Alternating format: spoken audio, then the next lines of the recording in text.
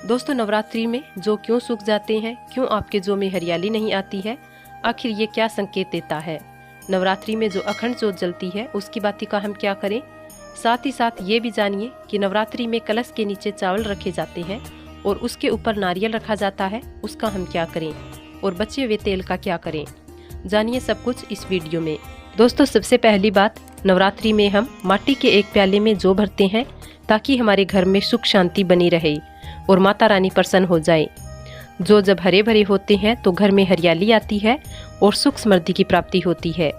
जब जो हरे भरे होते हैं तो समस्त देवी देवता खुशियां मनाते हैं और घर की उन्नति के लिए कामनाएं करते हैं।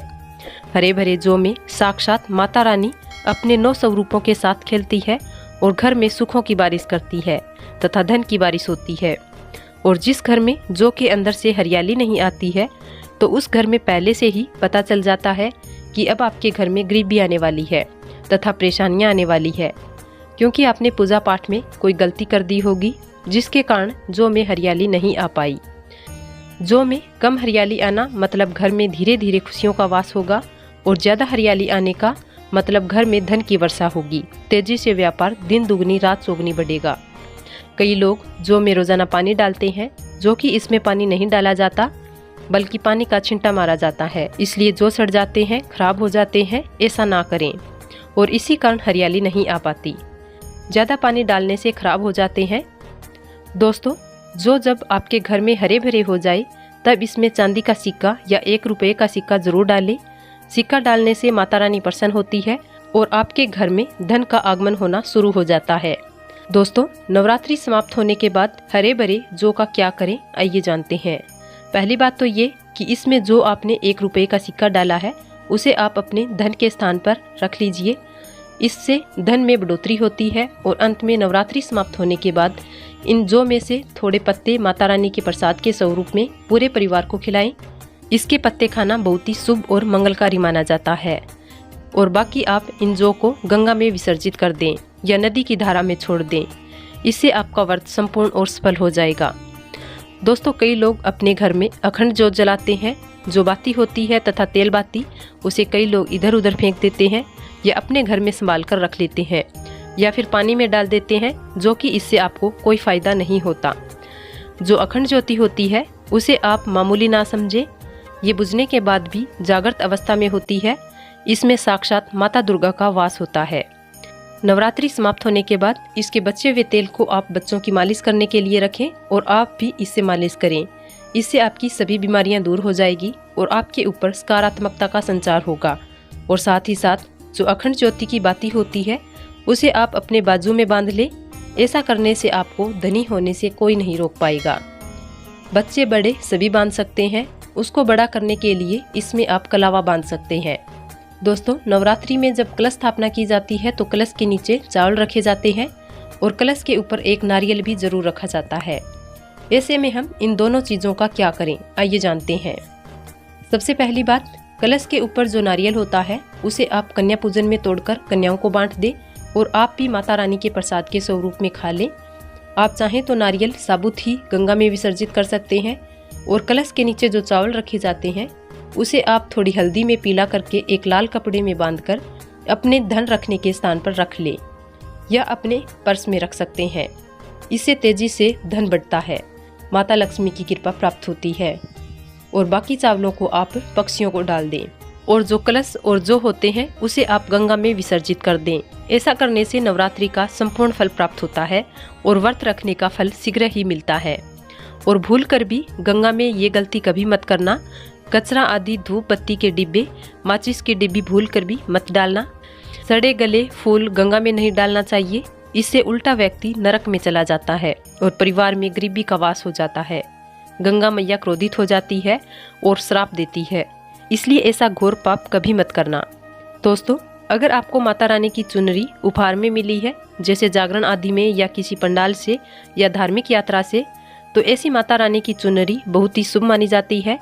इससे आपका वैवाहिक जीवन सफल हो जाता है। माता रानी की चुन्नी को आप संभाल कर रखें। इसे आप करवा चौथ पर, वट सावित्री व्रत आदि या किसी पर्व पर त्योहार में अवश्य पहनें। इसमें माता रानी का आशीर्वाद होता है जो आपको प्राप्त हुआ है। ऐसी चुनरी सदैव संभाल कर रखें, क्योंकि माता की चुनरी जागृत अवस्था में होती है, इसे मामूली ना समझें। दोस्तों अब जानते हैं नवरात्रों में वो ऐसी कौन सी चीज़ है जिसे खा लेने से आपका भाग्य सूरज की तरह चमकेगा, आपके चेहरे का तेज बढ़ जाएगा, आपकी जो भी इच्छाएं हैं माता रानी अवश्य पूरा करेगी। सबसे पहली चीज़ लौंग। माता रानी पूरे 9 दिनों तक लौंग ग्रहण करती है। लौंग का भोग 33 कोटि देवी देवताओं को लगता है। मान्यताओं के अनुसार माँ दुर्गा को लौंग अर्पित करना बहुत ही मंगलकारी माना जाता है। कहा जाता है कि माँ अम्बे को लौंग का जोड़ा अर्पित करने से मनोवांछित फल की प्राप्ति होती है। जो भी आपकी इच्छा हो सब पूर्ण हो जाती है।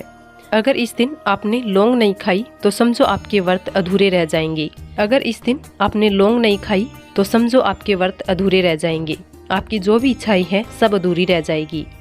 माता रानी को लौंग का जोड़ा अर्पित करने के बाद प्रसाद के स्वरूप में उसे उठाकर आप भी एक लौंग अवश्य खा लें।